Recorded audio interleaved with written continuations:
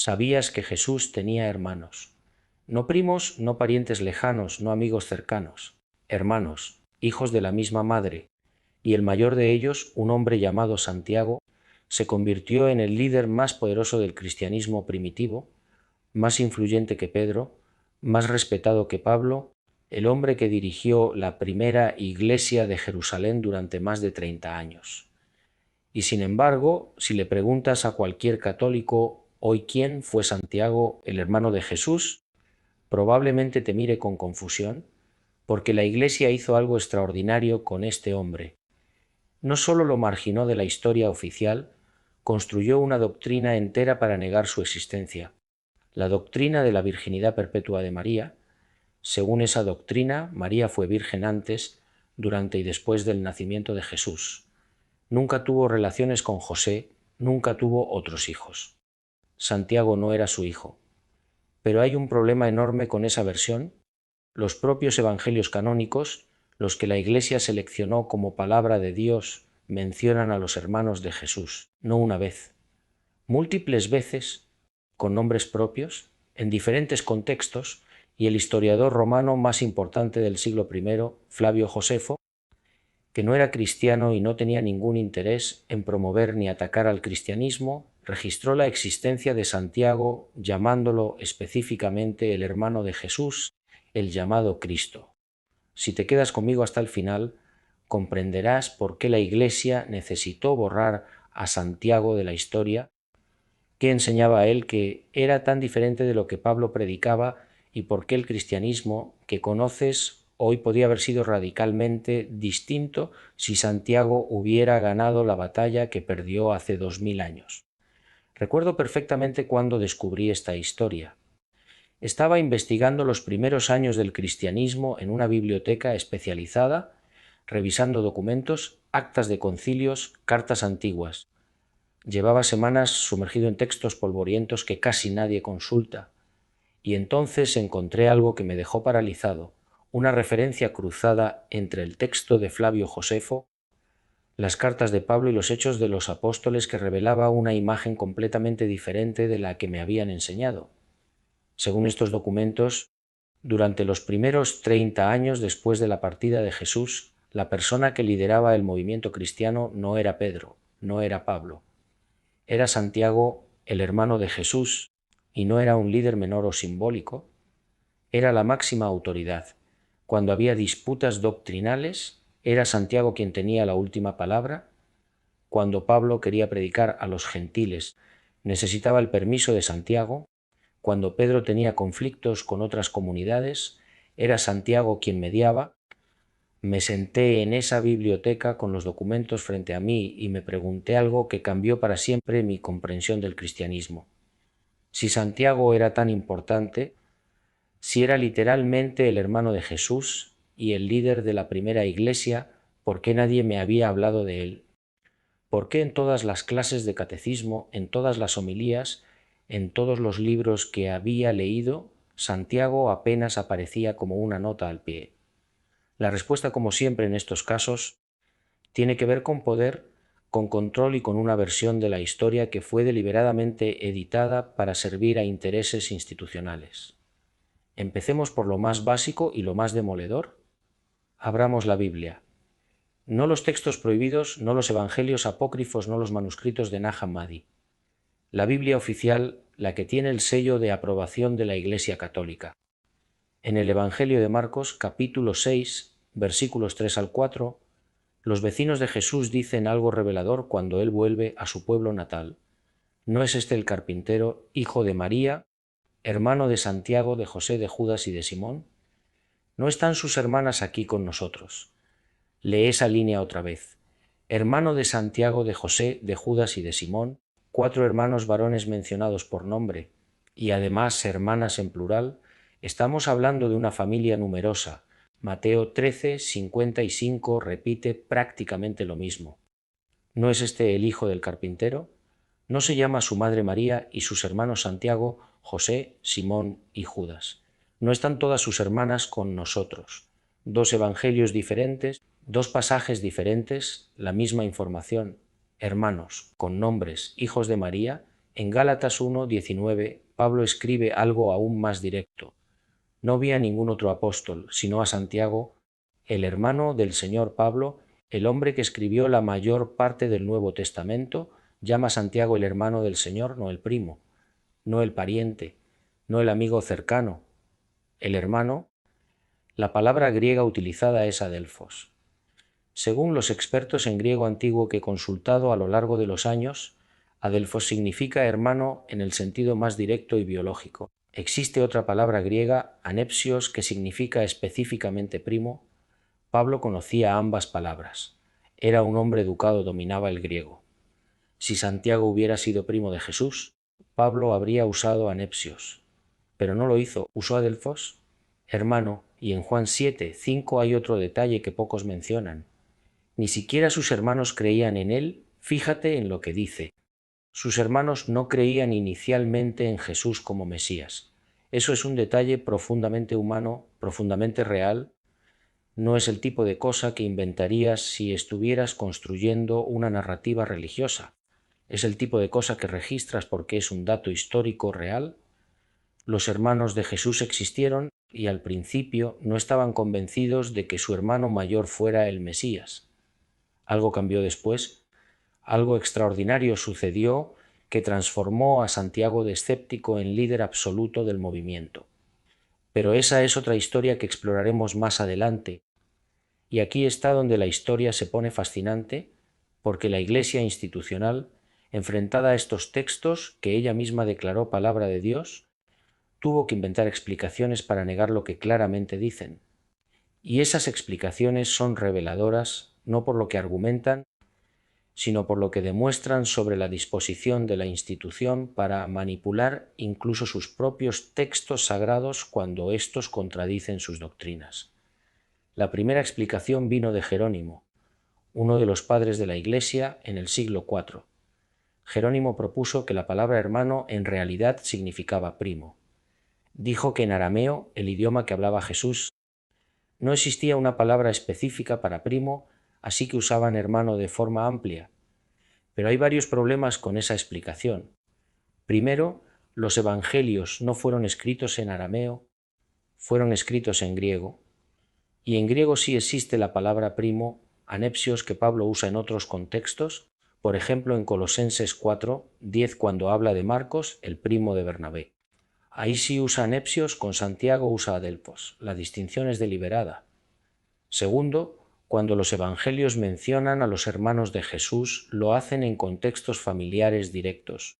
Junto con María la Madre, Marcos 3:31 dice entonces vinieron su madre y sus hermanos. No dice vinieron su madre y sus primos. La estructura gramatical es clarísima, madre e hijos juntos. Tercero, Mateo 1:25 dice algo que la Iglesia prefiere no enfatizar. No la conoció hasta que dio a luz a su hijo primogénito. Esa palabra hasta implica que después sí la conoció, y la palabra primogénito implica que hubo más hijos después. Si Jesús hubiera sido hijo único, el texto habría dicho su hijo, no su hijo primogénito. La segunda explicación, más antigua, vino del protoevangelio de Santiago, un texto apócrifo del siglo II. Este texto propone que los hermanos de Jesús eran hijos de José de un matrimonio anterior. José habría sido viudo con hijos antes de casarse con María. Eso preservaría la virginidad de María porque Santiago y los demás serían hermanastros, no hijos biológicos de ella. Pero aquí está la ironía. La Iglesia rechazó el protoevangelio de Santiago como texto apócrifo, no canónico, no inspirado por Dios. Sin embargo, adoptó su explicación sobre los hermanos de Jesús cuando le convenía. Usa el texto cuando sirve a su doctrina, lo rechaza cuando no. ¿Te das cuenta de la contradicción? Según los investigadores que han estudiado este tema en profundidad, como Robert Eisenman, profesor de estudios bíblicos que dedicó décadas a investigar la figura de Santiago, la evidencia es abrumadora. Santiago era el hermano biológico de Jesús, hijo de María y José. La negación de este hecho fue una construcción doctrinal posterior, motivada no por evidencia histórica, sino por la necesidad teológica de mantener la doctrina de la virginidad perpetua, y esa doctrina no existía en los primeros siglos. fue desarrollándose gradualmente a medida que la Iglesia necesitaba elevar a María a un estatus cada vez más sobrenatural. Cada paso en esa elevación requería negar un poco más de su humanidad, y negar a sus otros hijos fue parte de ese proceso. Y ahora presta mucha atención a lo que voy a contarte, porque esto conecta todo lo anterior con algo mucho más grande. La pregunta no es solo si Jesús tenía hermanos, la pregunta real es por qué fue tan necesario negarlo, y la respuesta te va a sorprender porque va mucho más allá de la doctrina mariana. Tiene que ver con quién tenía derecho a liderar el cristianismo y sobre qué base se construía esa autoridad. Si Santiago era hermano biológico de Jesús, entonces su autoridad para liderar la primera iglesia venía de algo que ningún obispo posterior podía reclamar, una conexión directa de sangre con el fundador. Santiago no necesitaba que nadie lo nombrara, no necesitaba elecciones ni concilios, era el hermano de Jesús, había crecido con él, había compartido mesa, hogar, vida entera. Conocía al Jesús real, no al Jesús teológico que otros construirían después. Y esa autoridad basada en el parentesco directo era un modelo completamente diferente del que la Iglesia romana construyó. Roma basó su autoridad en la sucesión apostólica, la idea de que Pedro fue el primer papa nombrado por Jesús y que cada papa posterior hereda esa autoridad. Pero si existía un hermano de Jesús con más autoridad legítima que Pedro, entonces todo el modelo romano se tambalea. ¿Por qué seguir a un sucesor de Pedro cuando podrías seguir al hermano directo de Jesús? ¿Por qué obedecer a Roma cuando la primera iglesia estaba en Jerusalén, liderada por la propia familia de Cristo? Esa era la amenaza real, no era un problema de virginidad mariana, era un problema de poder. Por eso Santiago tuvo que ser borrado, no como persona histórica, eso era imposible, estaba en demasiados textos, sino como hermano. Si Santiago no era hermano de Jesús, sino primo o hermanastro de un matrimonio anterior, entonces su autoridad se diluía. Ya no tenía una conexión única con el fundador, ya no representaba una amenaza al modelo de Roma. ¿Entiendes ahora por qué la doctrina de la virginidad perpetua fue tan importante? No era solo teología sobre María, era política sobre quién controla el cristianismo. Pero la evidencia a favor de Santiago no viene solo de la Biblia, viene también de fuera del cristianismo. Flavio Josefo fue un historiador judío del siglo I que escribió extensamente sobre la historia de Judea para una audiencia romana. No era cristiano, no tenía ningún motivo para inventar o exagerar nada sobre los seguidores de Jesús. Y en su obra Antigüedades Judías, libro 20, capítulo 9, escribió algo que los historiadores consideran una de las referencias más importantes sobre el cristianismo primitivo fuera del Nuevo Testamento. Josefo describe cómo el sumo sacerdote Anano convocó al Sanedrín y presentó ante ellos al hermano de Jesús, el llamado Cristo, cuyo nombre era Santiago, junto con algunos otros. Lee esa frase de nuevo: el hermano de Jesús, el llamado Cristo, cuyo nombre era Santiago. Josefo no dice primo, no dice pariente, dice hermano, y lo dice en un contexto donde no tiene ninguna agenda teológica, simplemente está registrando un hecho histórico.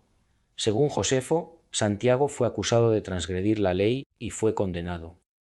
Pero lo más revelador es lo que sucedió después. Josefo registra que este sumo sacerdote provocó indignación generalizada. Los ciudadanos más respetables de Jerusalén, incluyendo personas que no eran seguidores de Jesús, protestaron. Enviaron cartas al rey Agripa exigiendo que se tomaran medidas contra el sumo sacerdote. Y como resultado, Anano fue destituido de su cargo apenas 3 meses después de haber sido nombrado. ¿Te das cuenta de la magnitud de esto? Santiago era tan respetado en Jerusalén que su eliminación provocó una crisis política. No solo los seguidores de Jesús protestaron, los ciudadanos prominentes, los fariseos, personas que no compartían la fe de Santiago, pero respetaban profundamente su integridad, consideraron su condena como una injusticia intolerable. Ese nivel de respeto no se gana siendo el primo de alguien, se gana siendo una figura de extraordinaria autoridad moral, y las tradiciones antiguas confirman esto. Lo llamaban Santiago el Justo. Según el historiador cristiano Hegesipo, citado por Eusebio de Cesarea, Santiago era conocido por su piedad extrema. Dicen que pasaba tanto tiempo de rodillas en oración que sus rodillas se habían endurecido como las de un camello. Era vegetariano, no bebía vino, vestía solo lino. Era respetado por judíos y seguidores de Jesús por igual. Era, según todas las fuentes, un hombre de una integridad moral que impresionaba a todos los que lo conocían. Ahora voy a revelarte algo que me costó años comprender y que conecta todo lo anterior de una manera que probablemente nunca imaginaste. Porque la historia de Santiago no es solo la historia de un hombre borrado de la memoria. Es la historia de un cristianismo entero que fue eliminado. Un cristianismo que era profundamente diferente del que conocemos hoy. Para entender esto, necesitamos hablar del conflicto más importante de la historia cristiana primitiva, el conflicto entre Santiago y Pablo. Según los Hechos de los Apóstoles, en el capítulo 15 se celebró lo que se conoce como el Concilio de Jerusalén. La disputa era fundamental. Pablo estaba predicando a los gentiles, a los no judíos, y les decía que no necesitaban circuncidarse ni seguir la ley de Moisés para ser seguidores de Jesús. Los cristianos judíos de Jerusalén, la comunidad de Santiago, estaban horrorizados. Para ellos, las enseñanzas de Jesús eran una extensión del judaísmo, no una religión nueva. Seguir a Jesús significaba también seguir la Torá. Pablo habló, hubo debate intenso. Pero lee con atención quién tiene la última palabra. Hechos 15:13. Cuando terminaron de hablar, Santiago tomó la palabra. Y después de exponer su posición, Santiago dice en el versículo 19 algo extraordinario. Por lo cual yo juzgo que no se inquiete a los gentiles que se convierten a Dios. Yo juzgo, no nosotros juzgamos, no Pedro juzga. Santiago habla con autoridad individual suprema, y todos aceptan su decisión. Pedro, Pablo, los apóstoles, los ancianos, todos se someten al juicio de Santiago. ¿Entiendes la magnitud de esto? En el momento más importante de la historia cristiana primitiva, la decisión que determinaría si el cristianismo seguiría siendo una rama del judaísmo o se convertiría en una religión universal separada. La última palabra no la tuvo Pedro, la tuvo Santiago, y eso aparece en la propia Biblia, no en textos prohibidos, no en evangelios gnósticos, en los hechos de los apóstoles canónicos. Pero nadie habla de esto en las iglesias. Nadie enfatiza que Santiago tenía más autoridad que Pedro en la primera comunidad cristiana, porque hacerlo plantearía preguntas incómodas sobre la supuesta primacía de Pedro y por extensión sobre la legitimidad del papado. Pero el conflicto era mucho más profundo que una cuestión de circuncisión. Era un choque entre dos visiones completamente diferentes de lo que significaba seguir a Jesús. En Gálatas 2, 11 al 14, Pablo describe una confrontación directa. Pero cuando Pedro vino a Antioquía, le resistí cara a cara porque era de condenar, pues antes que viniesen algunos de parte de Santiago, comía con los gentiles. Pero después que vinieron, se retraía y se apartaba porque tenía miedo de los de la circuncisión. Lee eso con cuidado. Pedro cambió su comportamiento por miedo a los enviados de Santiago. Pedro, el supuesto líder de la iglesia, tenía miedo de la gente de Santiago. Eso dice sobre quién tenía realmente la autoridad. Santiago y su comunidad de Jerusalén mantenían que los seguidores de Jesús debían seguir siendo fieles a las tradiciones judías. Jesús era judío, sus enseñanzas eran judías. El reino de Dios que predicaba era el cumplimiento de las promesas judías. No era una religión nueva, era la profundización de una fe ancestral. Pablo, en cambio, estaba creando algo diferente. Tomó las enseñanzas de Jesús y las universalizó, las separó del judaísmo, las hizo accesibles a cualquier persona sin necesidad de circuncisión, sin necesidad de leyes dietéticas, sin necesidad de las tradiciones de la Torá. Eso hizo que el mensaje se expandiera rápidamente por el imperio, pero también significó que el mensaje cambió profundamente en el proceso. Y aquí está la ironía que a mí me dejó sin palabras cuando lo comprendí. Pablo nunca conoció a Jesús personalmente, nunca caminó con él, nunca lo escuchó enseñar, nunca compartió una comida con él. Todo lo que Pablo sabía de Jesús venía de visiones y de lo que otros le habían contado. Santiago había crecido con Jesús, había compartido con él la infancia, la adolescencia, la vida adulta. Conocía al Jesús real, no al Jesús teológico, y sin embargo fue la versión de Pablo, la del hombre que nunca conoció a Jesús, la que se impuso. La del hermano de sangre fue la que desapareció. ¿Cómo es eso posible? Parte de la respuesta es práctica. Pablo viajaba, fundaba comunidades, pues escribía cartas. Era un misionero incansable y llevó el mensaje por todo el Mediterráneo. Hago una breve pausa para daros las gracias. Gracias por ver Propósito con conciencia, gracias por vuestro tiempo y por estar aquí. Seguimos. Santiago se quedó en Jerusalén administrando la comunidad madre, pero sin expandirse geográficamente. Cuando Jerusalén fue devastada por los romanos en el año 70, la comunidad de Santiago sufrió un golpe del que nunca se recuperó. Mientras tanto, las comunidades de Pablo, dispersas por todo el imperio, sobrevivieron y crecieron. Pero la otra parte de la respuesta es más perturbadora. La versión de Pablo era más conveniente para construir una institución de poder. Un cristianismo separado del judaísmo podía convertirse en religión universal del imperio. Un cristianismo que enfatizaba la fe sobre las obras podía ser administrado por una jerarquía que controlara el acceso a la salvación. Un cristianismo donde Jesús era un ser divino único e irrepetible necesitaba intermediarios profesionales para interpretarlo y administrarlo. La versión de Santiago, en cambio, era más difícil de institucionalizar. Un cristianismo enraizado en el judaísmo mantenía lazos con una tradición que Roma despreciaba. Un cristianismo que enfatizaba las obras sobre la fe requería transformación personal real, no solo adhesión intelectual a un credo. Un cristianismo donde el hermano de Jesús lideraba por parentesco directo no dejaba espacio para que obispos romanos reclamaran a autoridad suprema. Pero aquí está lo que no te han contado, algo que cambia absolutamente todo. Hay un documento en el Nuevo Testamento que casi nadie lee con atención, la Carta de Santiago. Es corta, apenas 5 capítulos. La mayoría de los cristianos no sabría decirte qué contiene. Pero cuando la lees sabiendo quién era Santiago y cuál era su conflicto con Pablo, el texto cobra una dimensión completamente nueva, porque la Carta de Santiago, según múltiples investigadores que la han analizado en profundidad, una respuesta directa a las enseñanzas de Pablo. Es Santiago contradiciendo a Pablo, y está en la propia Biblia. La teología central de Pablo se puede resumir en una frase de Romanos 3:28. El hombre es justificado por la fe, sin las obras de la ley. Para Pablo, la salvación viene de creer en Jesús como Cristo. Las obras, los actos, la conducta moral son secundarios. Lo que importa es la fe. Ahora lee lo que dice Santiago en su carta, capítulo 2, versículos 14 al 17. ¿De qué sirve, hermanos míos, que alguien diga que tiene fe si no tiene obras? ¿Acaso puede esa fe salvarle? Si un hermano o una hermana están sin ropa y carecen del sustento diario, y uno de vosotros les dice: id en paz, calentaos y saciaos, pero no les dais lo necesario para su cuerpo, ¿de qué sirve?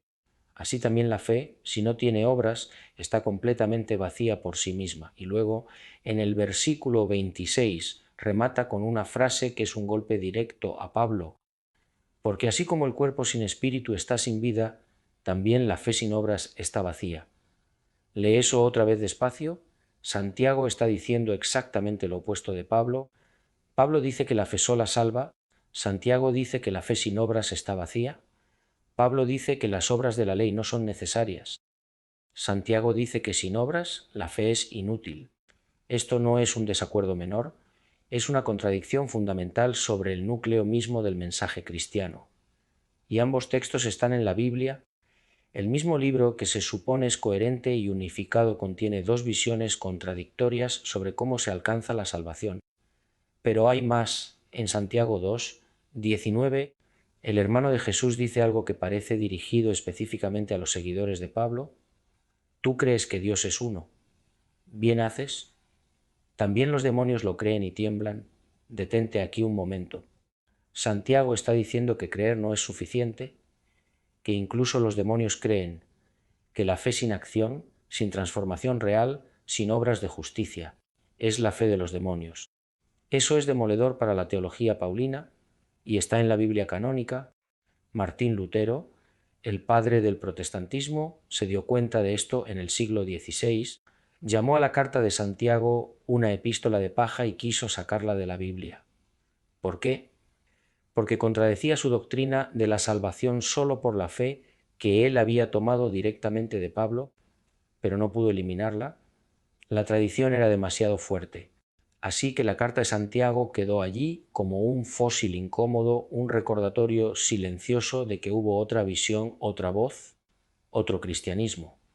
Y hoy, 2000 años después, es uno de los textos menos predicados, menos estudiados, menos citados desde los púlpitos. Un amigo sacerdote me dijo una vez que en 25 años de ministerio solo había dado 2 homilías sobre la carta de Santiago, y ambas evitaron cuidadosamente los versículos que contradicen a Pablo.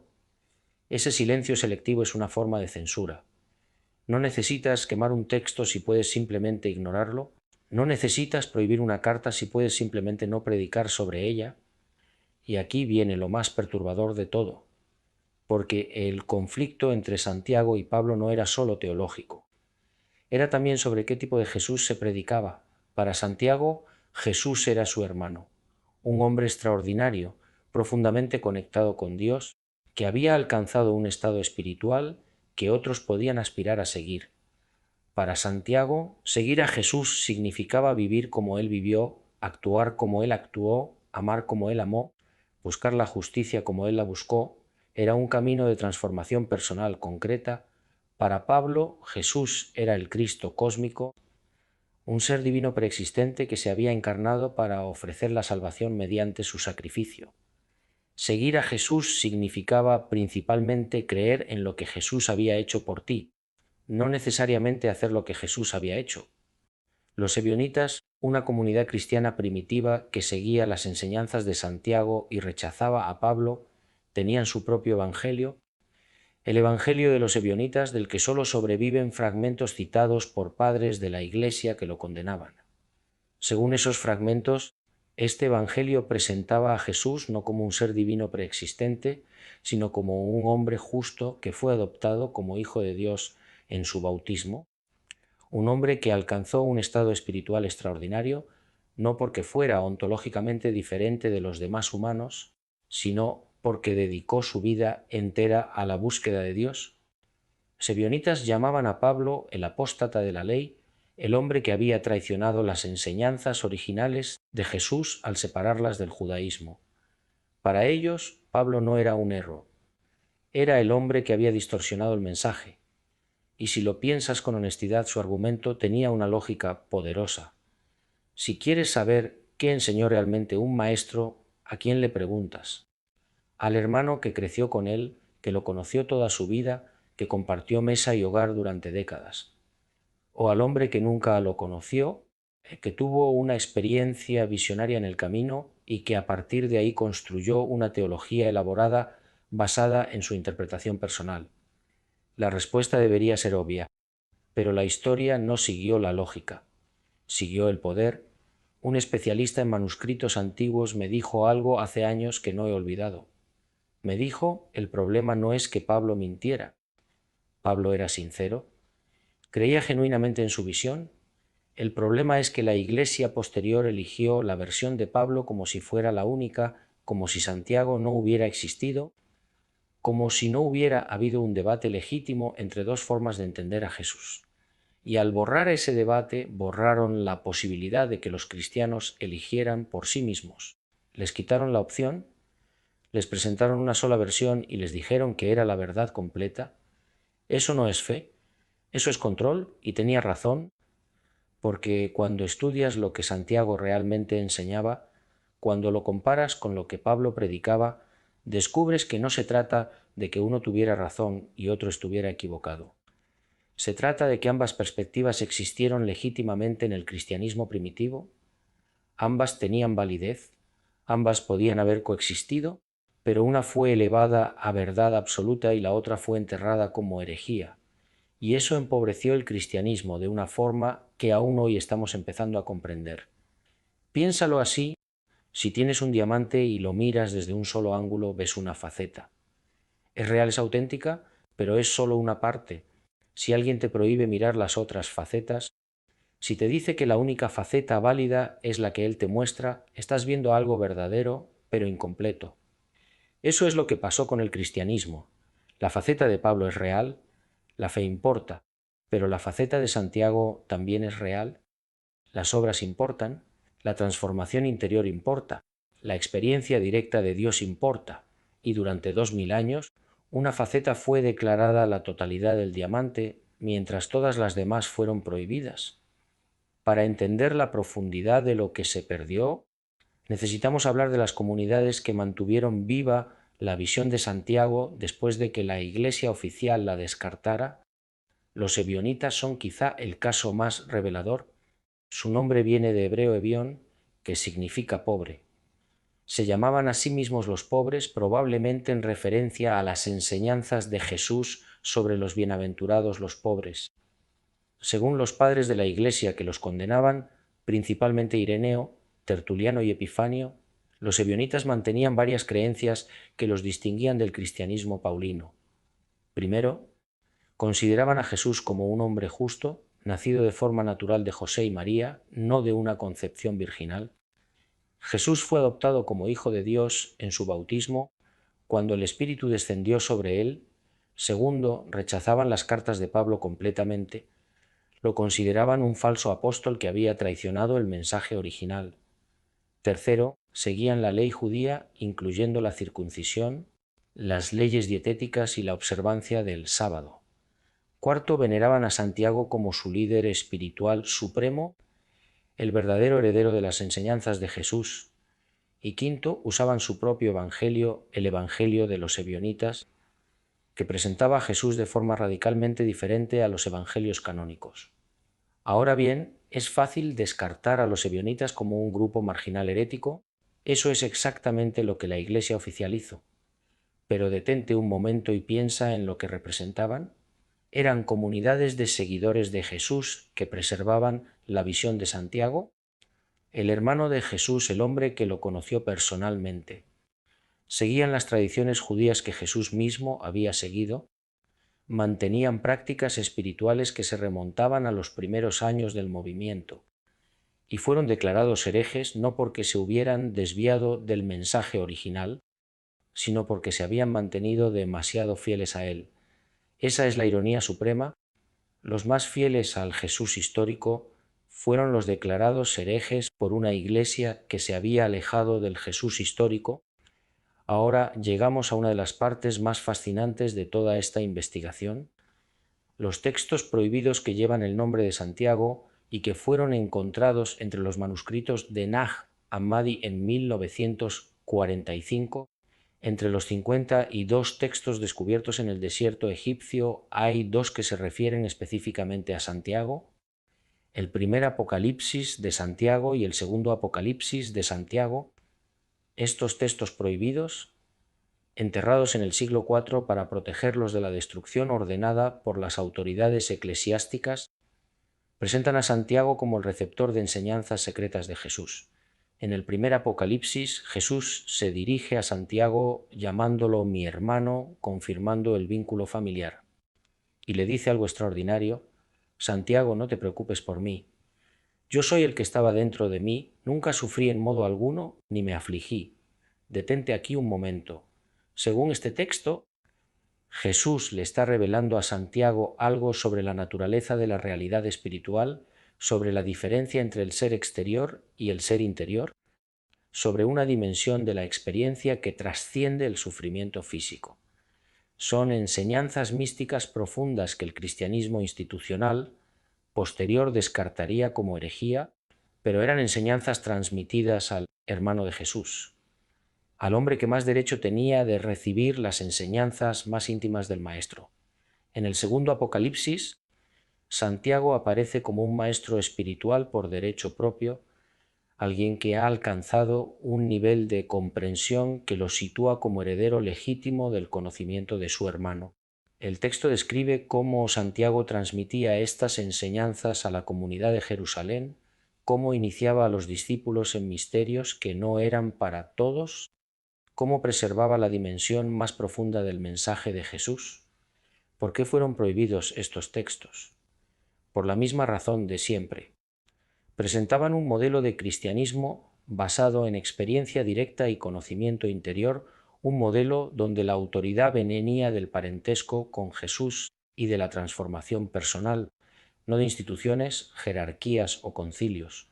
Cuando Atanasio de Alejandría escribió su carta pascual en el año 367, ordenando la destrucción de todos los textos heréticos, ¿los Apocalipsis de Santiago estaban en la lista? Alguien en Egipto, al recibir esa orden, decidió que esos textos eran demasiado valiosos para destruirlos. Los envolvió en cuero, los selló en una jarra de cerámica y los enterró en el desierto de Nag Hammadi. Y allí permanecieron durante más de 1500 años esperando que alguien los encontrara.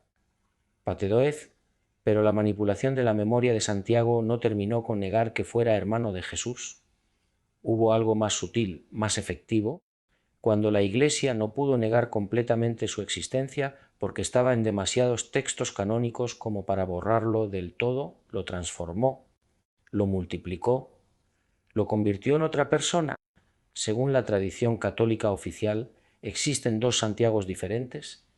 Santiago el Mayor, hijo de Zebedeo, uno de los 12 apóstoles, patrón de España, el Santiago del Camino de Santiago, el de la Catedral de Compostela, y Santiago el Menor, que según la versión oficial era primo de Jesús, no hermano, y es a quien atribuyen la Carta de Santiago y el liderazgo de la Iglesia de Jerusalén.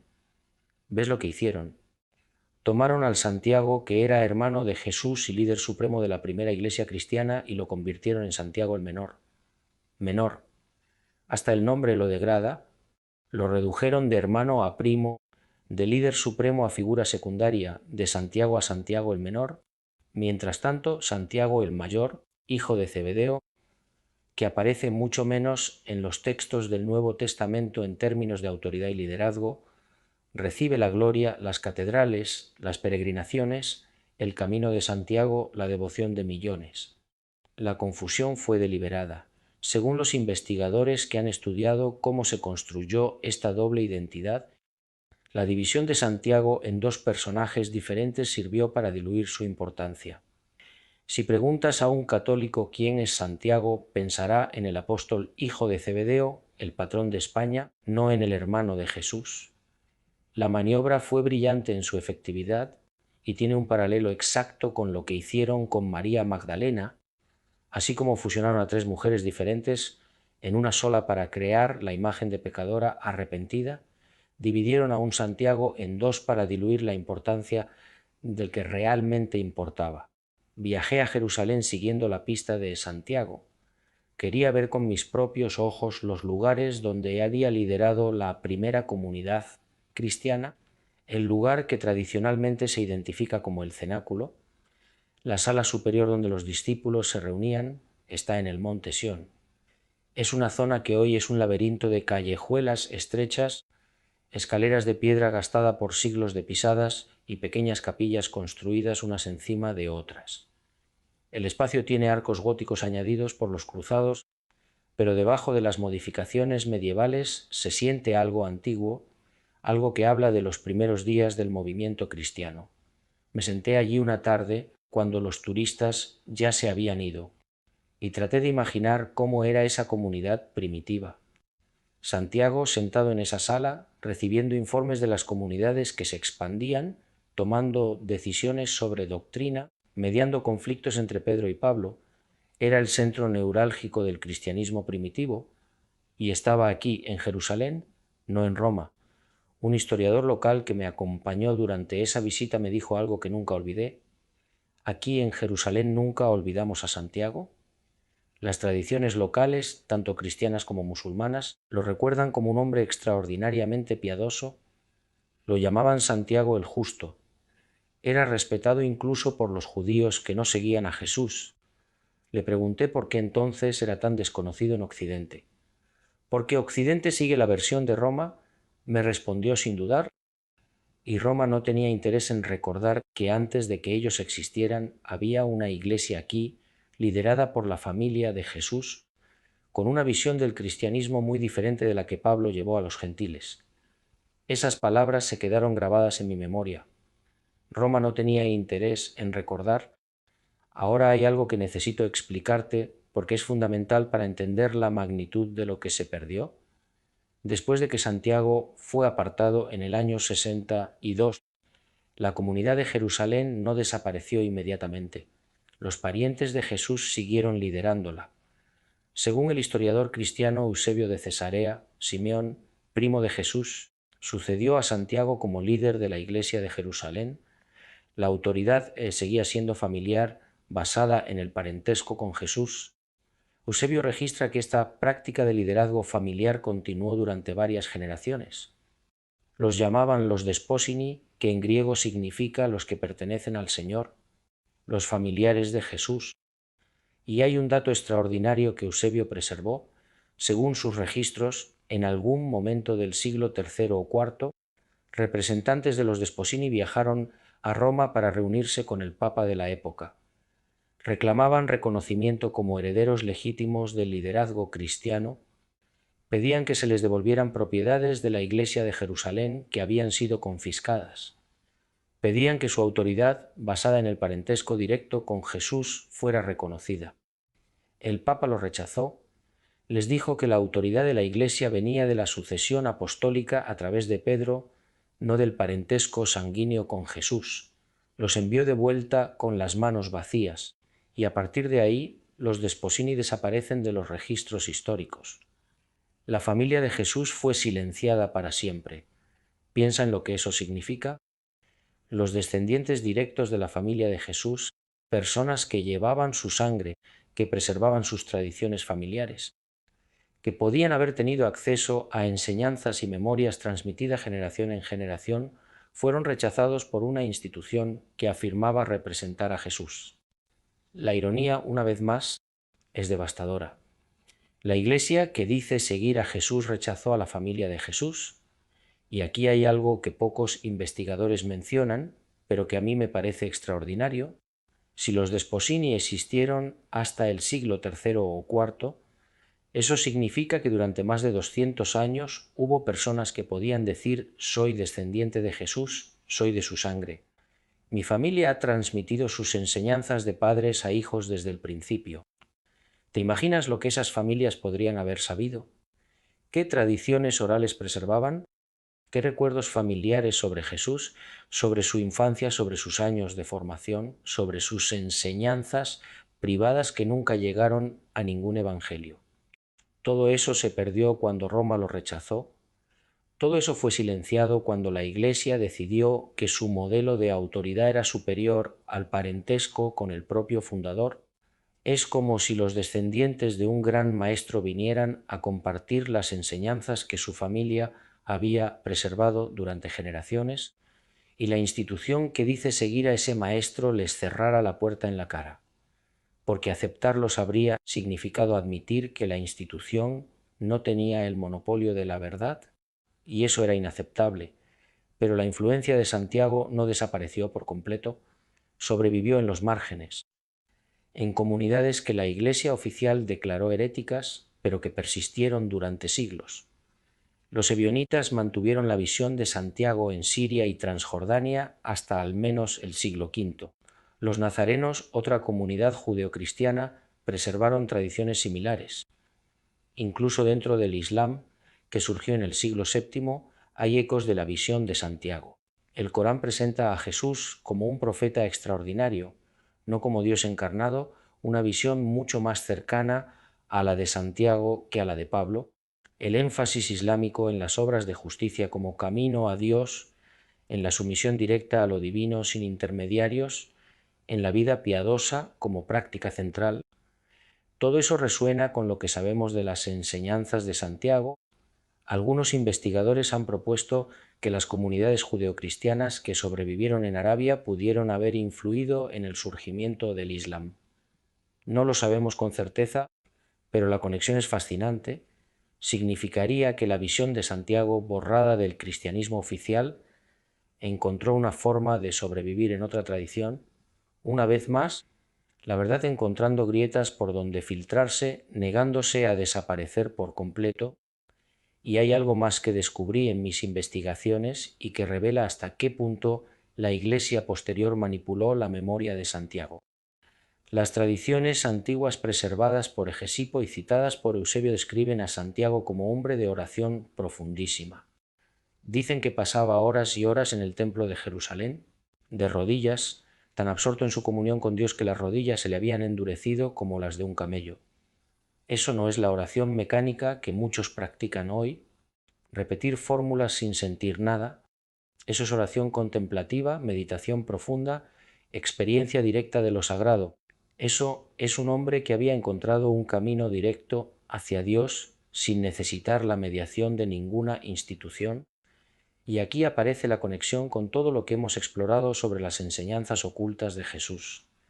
Si Jesús enseñaba que el reino de Dios está dentro de ti, si enseñaba métodos de transformación interior, si enseñaba acceso directo a lo divino, entonces su hermano Santiago, el hombre que más tiempo pasó con él, sería el heredero natural de esas enseñanzas prácticas.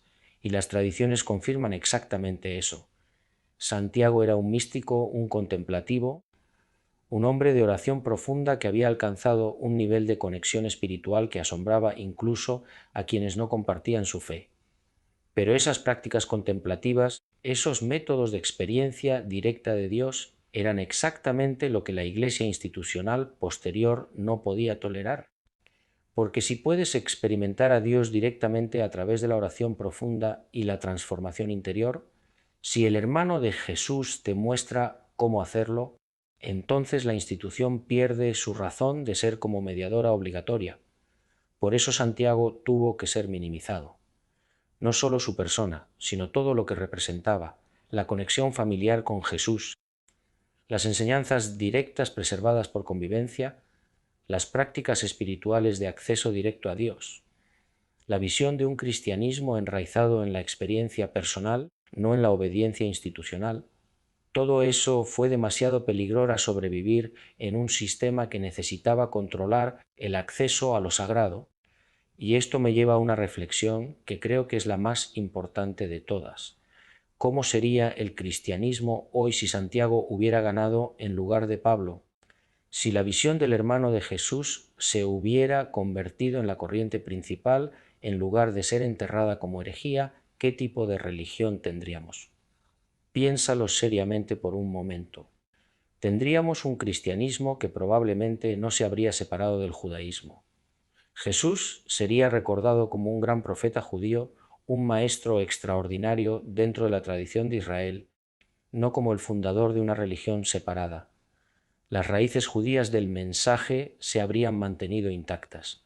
Las enseñanzas de Jesús se entenderían dentro de su contexto original, no reinterpretadas a través del filtro greco-romano que Pablo introdujo. Tendríamos un cristianismo centrado en las obras de justicia, en la acción concreta, en la transformación real de la vida cotidiana. No bastaría con creer. Habría que actuar, habría que alimentar al hambriento, vestir al desnudo, luchar por la justicia, como Santiago enseñaba en su carta. La fe sin obras estaría vacía. Eso habría producido comunidades cristianas mucho más comprometidas con la justicia social, mucho más enfocadas en cambiar el mundo real, no solo en asegurar un destino después de esta vida. ¿Tendríamos un cristianismo donde la experiencia directa de Dios sería central? La oración no sería repetición mecánica de fórmulas, sino contemplación profunda, meditación, búsqueda interior real. Cada persona sería responsable de su propia relación con Dios, no dependiente de una institución que administrara esa relación por ella. Los intermediarios existirían como guías, no como controladores. Probablemente no habría habido inquisiciones porque no habría habido una institución con autoridad absoluta para declarar quién era hereje y quién no. No habría habido venta de indulgencias porque nadie habría creído que una institución puede venderte el perdón divino. No habría habido guerras de religión entre cristianos porque sin una estructura de poder centralizada. no habría existido el mecanismo para movilizar ejércitos en nombre de la fe, y las mujeres probablemente han tenido un papel mucho más igualitario, porque Santiago y su comunidad mantenían tradiciones donde las mujeres podían participar más activamente que en el modelo que la Iglesia romana terminó imponiendo. ¿Esto es especulación? No podemos saber con certeza cómo habría evolucionado el cristianismo de Santiago, pero lo que sí podemos decir es que la versión que ganó, la de Pablo y Roma, produjo tanto cosas extraordinarias como consecuencias terribles. Y las voces que fueron silenciadas, empezando por Santiago, representaban alternativas legítimas que merecían ser escuchadas. Que merecen ser escuchadas ahora. Ahora conectemos todos los hilos que hemos estado explorando. ¿Jesús tenía un hermano llamado Santiago? Esto está documentado en los evangelios canónicos, en las cartas de Pablo y en los escritos de Flavio Josefo. Después de la partida de Jesús, Santiago se convirtió en el líder supremo de la primera comunidad cristiana, con más autoridad que Pedro y que Pablo. Esto aparece en los propios Hechos de los Apóstoles. Santiago enseñaba un cristianismo enraizado en el judaísmo, basado en obras de justicia y transformación personal, centrado en la experiencia directa de Dios a través de la profunda y la vida piadosa. Su carta, que está en la Biblia, contradice directamente la teología de Pablo sobre la salvación por la fe sola. Pablo enseñaba un cristianismo diferente, centrado en la fe en Cristo como medio de salvación, separado del judaísmo, más adaptado al mundo greco-romano, más fácil de institucionalizar. Cuando Santiago fue apartado en el año 62 y la comunidad de Jerusalén fue devastada en el año 70, la versión de Pablo quedó sin contrapeso y se convirtió en el cristianismo dominante. La Iglesia que surgió de la tradición paulina necesitó negar la existencia de Santiago como hermano biológico de Jesús, porque un hermano de sangre representaba una autoridad que ningún papa podía reclamar. Inventaron la doctrina de la virginidad perpetua, minimizaron la carta de Santiago, dividieron su identidad en dos personajes. Declararon herejes a los ebionitas y nazarenos que preservaban su legado, destruyeron los textos que llevaban su nombre, rechazaron a los Desposini, los descendientes de la familia de Jesús, cuando vinieron a reclamar su herencia legítima. Y así el hermano de Jesús, el hombre que más derecho tenía de ser escuchado sobre las enseñanzas del Maestro, fue borrado de la memoria colectiva del cristianismo. Si esto es verdad, y toda la evidencia que he recopilado durante años sugiere que lo es, entonces enfrentamos una realidad profunda. Significa que el cristianismo que nos llegó no es el cristianismo original. Es la versión de Pablo, filtrada por Roma, institucionalizada por Constantino, defendida por concilios que respondían a intereses de poder. La versión de Santiago, la del hermano de Jesús, la del hombre que lo conoció mejor que nadie, fue deliberadamente eliminada. Y con ella se perdió algo invaluable, una comprensión de Jesús basada en convivencia directa, no en visiones y teología elaborada, una espiritualidad basada en práctica contemplativa y transformación interior, un cristianismo donde las obras de justicia importaban más que la adhesión intelectual a un credo, un cristianismo que empoderaba al individuo en su búsqueda directa de Dios. Esto no significa que la fe en Dios sea errónea, al contrario, significa que la fe puede ser más profunda, más rica, más transformadora de lo que la versión institucional te ha permitido experimentar. Significa que hay dimensiones del mensaje de Jesús que fueron recortadas para servir a intereses humanos, y recuperarlas no debilita la fe, la completa